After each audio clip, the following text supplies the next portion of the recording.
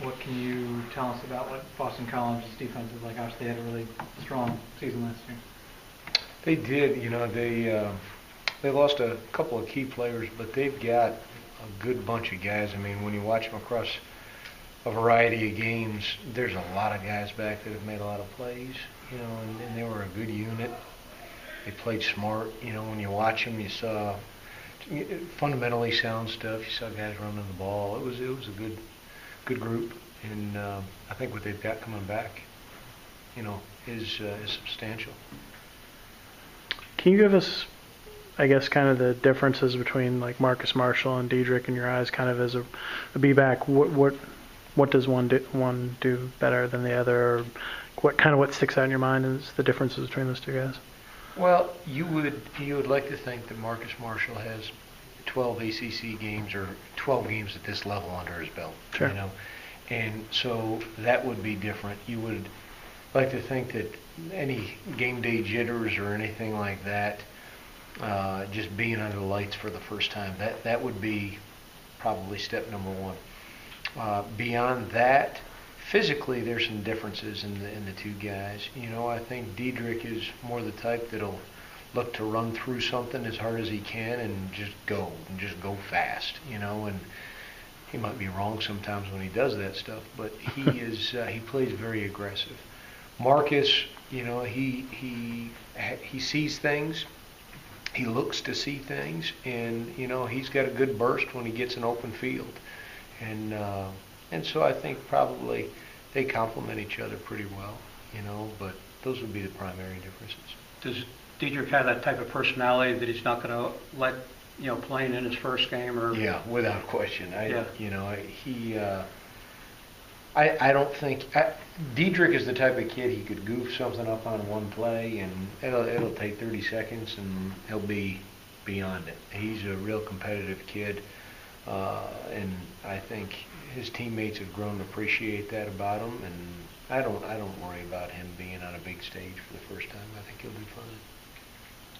Marcus was describing a new drill y'all are doing for ball security, but I didn't really understand what he was talking about. Something about monkey or something. Monkey roll. Kind of. Can you describe that a little bit? As long as I don't have to demonstrate.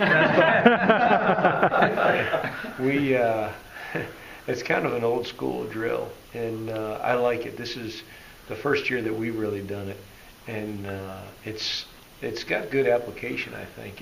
The guys basically, you've got three guys in a row, and the middle guy starts, and it's kind of, like leapfrog, but it's rolling log. So the guy in the middle will hit the deck to his right, and then the guy that's to his right is going to hit the deck over him, and then it's just kind of a sequence of one guy underneath and the other guy over top, and the other guy. And what you're trying to do is basically you're trying to change your body angle and contact the ground, all while having the ball secure and the tip up. And so it's, it puts the guys in different positions that they wouldn't normally be in a ball security. The hardest thing with ball security is just simulating the position that they're going to be in, which is really, really difficult to do because there's so many precarious positions in a game that you can't replicate in practice. And so that drill, I think, probably has some carryover. It's pretty good. Is that one that you brought in, or one of the other coaches? I think Coach has done it for years. Oh, okay. And we just started doing it this year. I'm always open to any different ball security drills we can find. We try about anything we can get our hands on. And how have the guys looked at holding onto the ball these first 2 weeks in a day? Some good days and some bad days. Coach Johnson said that Quaid is finally starting to look like his old self, I guess. Kind of what have you seen from him in the last couple He's practices? Playing faster. He's playing aggressive. Second effort that you didn't see from him in the spring. I think that's probably just from being comfortable in what he needs to do. And he's an explosive kid in the weight room. I mean, I forget what his cleans are over 350 pounds, and I think well north of that. So you're starting to see that when he's playing. Not all the time. He still does a lot of things at too high of a pad level, and we're trying to get that out of him. But you can see his explosiveness and his core coming out more than he could in the past. Coach, what changes have you noticed in Justin from the end of last year? From November? Yeah. I think his leadership presence is different. I think his interaction with his teammates is very different. I think if you look at him now, he's real comfortable kind of being in the center of the locker room, and that wasn't always his place.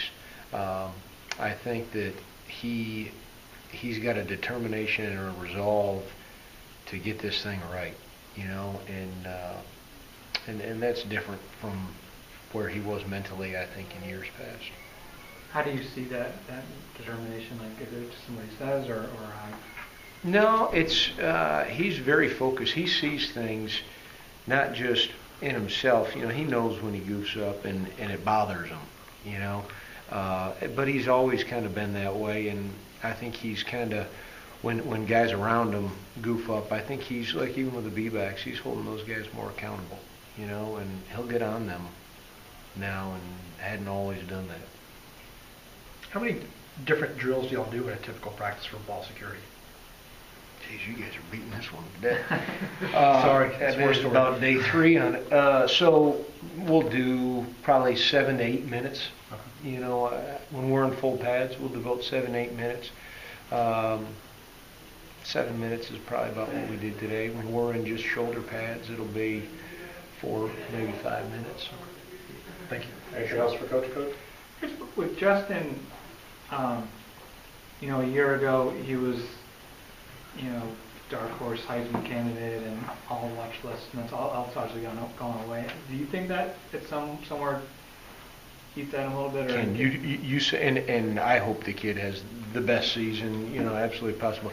That hadn't come across my mind. You know, hopefully we're playing really good football, you know, at week 1, and then we do the same thing week 2, and then we keep going, and he keeps playing. If he keeps playing good week 1 to week 2 all the way through, then he'll have some things in front of him that I hope are great opportunities, that he would deserve every one of those things. That's why I didn't You phrase know? my question. I'm saying, like, he was on all his lists last year, like, you know, probably a talented guy, but obviously he's not the case just because of the way the season went. Does that, do you think, in some way bothers him, or he has something to prove, or?